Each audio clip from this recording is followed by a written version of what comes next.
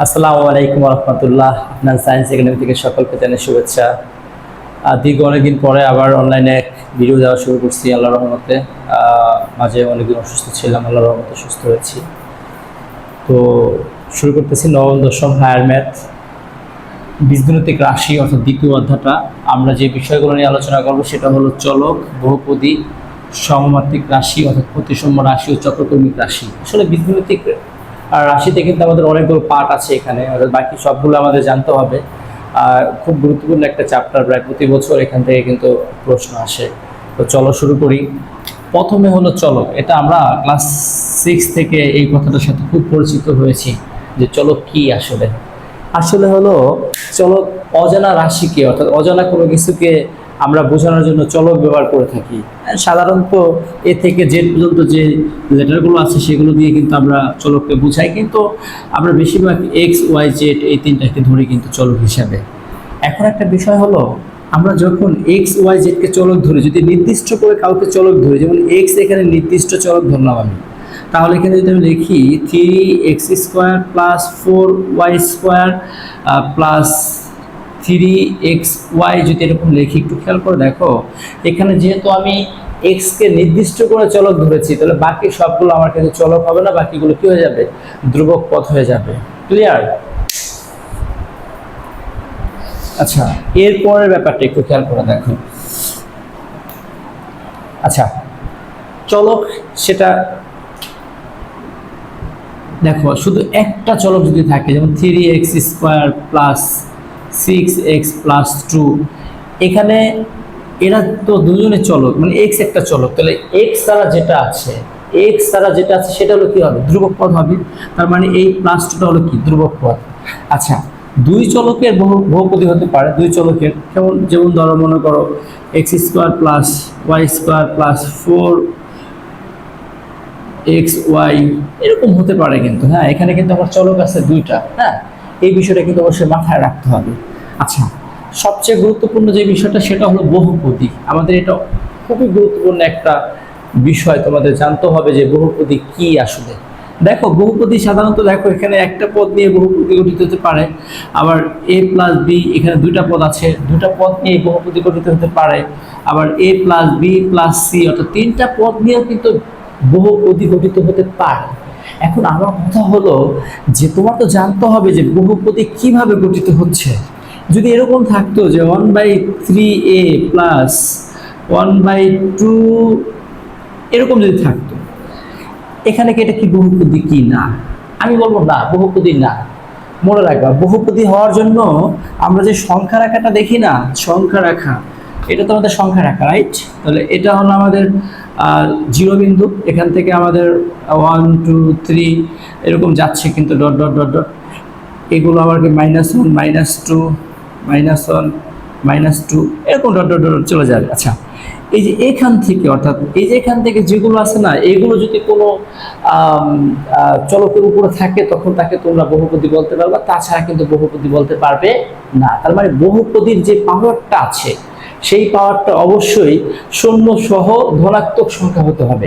এই বিষয়টা মাথায় রাখতে হবে। যেমন দেখো, আমাদের যদি বলা হয় যে a/3 আর এখানে আছে a-4, দেখো ধরো a/3 a^3/a^4। এখন আমি দুটাকে যদি একসাথে করি তাহলে কি হবে, a^3 -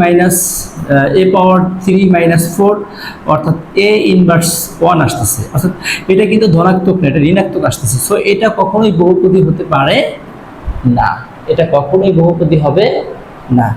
আবার দেখো, একটু খেয়াল করে দেখো, যদি এরকম থাকতো যে 3x² + 4x + 4x⁻0, এটা কিন্তু একটা বহুপদী হতে পারে।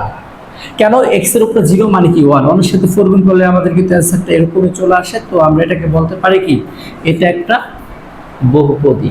বুঝতে পারছো ব্যাপারটা যে বহুপদী কি আসলে? এরপরে দেখো বহুপদীর সব। আচ্ছা, এখন হলো সমমাত্রিক। দেখো সমমাত্রিক সম মানে হলো সমান, রাইট?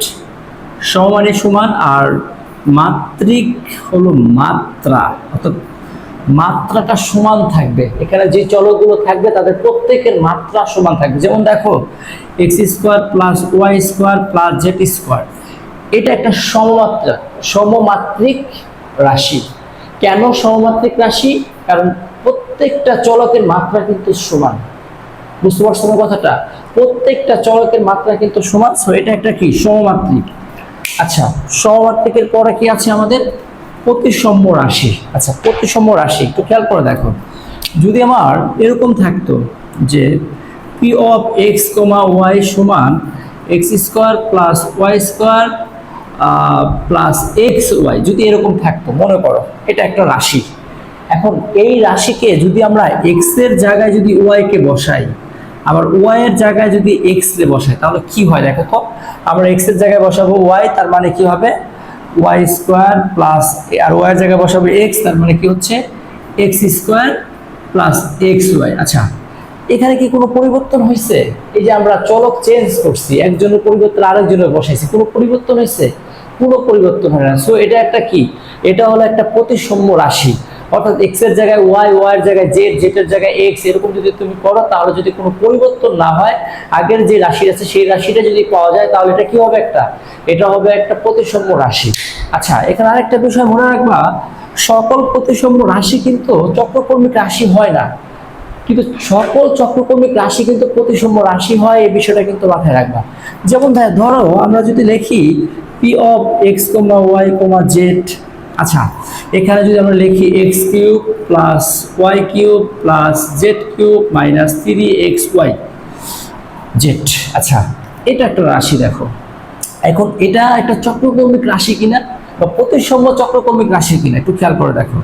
আমরা যদি এক্স এর জায়গায় যদি ওয়াই কে বসাই, ওয়াই এর জায়গায় যদি জেড কে বসাই, জেড এর জায়গায় যদি এক্স রে বসাই, তাহলে কি কোনো পরিবর্তন আসবে? দেখো তো, আমরা এখানে এক্স এর জায়গায় কাকে বসাইছি? ওয়াই, তার উপরে কিউব।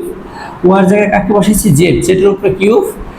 এক্স এর জায়গায় কাছে আমরা কি করছি দেখো, এক্স এর জায়গায় ওয়াই কে বসাইছি, হ্যাঁ বসাইলাম। তারপরে ওয়াই এর জায়গায় জেড কে বসাইছি, হ্যাঁ ঠিক আছে, জেড এর জায়গায় এক্স কে বসাবো। আর এখানে সেম ঘটনা, এক্স এর জায়গায় কি ওয়াই, ওয়াই এর জায়গায় হলো জেড, জেড এর জায়গায় এক্স। আচ্ছা, এটাকে কিন্তু আমরা এখন সাজিয়ে রাখলে কি হবে দেখো তো, X cube plus Y cube plus Z cube minus 3xy Z. So এটার কোনো পরিবর্তন হয় নাই কিন্তু। সো এই রাশিটাই হলো কি চক্রক্রমিক রাশি। যখন তুমি এক্স এর জায়গায় ওয়াই, ওয়াই এর জায়গায় জেড, জেড এর জায়গায় এক্স বসানোর পর যদি কোনো পরিবর্তন না হয়, তাহলে তুমি মনে করবে এটা কি একটা চক্রক্রমিক রাশি। বুঝতে পারছো?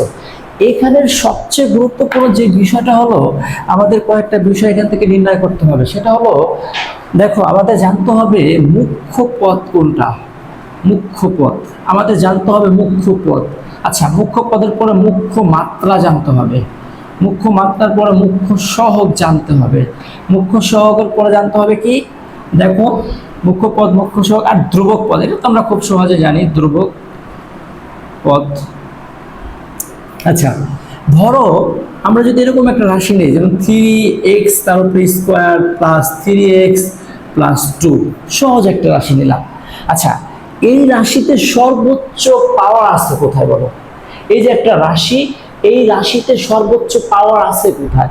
সর্বোচ্চ পাওয়ার আছে এখানে। মনে রাখবা, সর্বোচ্চ পাওয়ার যেটা আছে সেটাই হলো তোমার মুখ্য পদ, সেটা হলো কি তোমার মুখ্য পদ। এই মুখ্য পদ যদি তুমি নির্ণয় করতে পারো, তাহলে তোমার জন্য মুখ্য সহগ, মুখ্য মাত্রা এগুলো কোনো ব্যাপার না। ক্লিয়ার? আমি তোমাকে বুঝিতে পারছি ব্যাপারটা? ধরো আমাকে মুখ্য মাত্রা বের করতে হবে, তাহলে যে এটা হবে মুখ্য মাত্রা, আমাকে মুখ্য সহগ বের করতে হবে, তাহলে এই যে 3 হবে কি মুখ্য সহগ। ক্লিয়ার? বুঝতে পারছি ব্যাপারটা? তার মানে তোমাকে একটা বিষয় মাথায় রাখতে হবে, সেটা হলো কি মুখ্য পদ কোনটা। এটার জন্য আমরা কি বলছি, সর্বোচ্চ পাওয়ার যেখানে থাকবে, সর্বোচ্চ পাওয়ার যেখানে থাকবে সেটা হবে কি মুখ্য পদ। ক্লিয়ার? এরপর দেখো আমাদের কি লাগবে, ধ্রুবক পদ। যার সাথে কোনো কিছু চলক যুক্ত নাই তার নামে কি হবে, ধ্রুবক পদ হবে। নতুন আরেকটা ভিডিও নিয়ে আবার দেখা হবে। সবাই ভালো থেকো। আসসালামু আলাইকুম ওয়া রাহমাতুল্লাহ।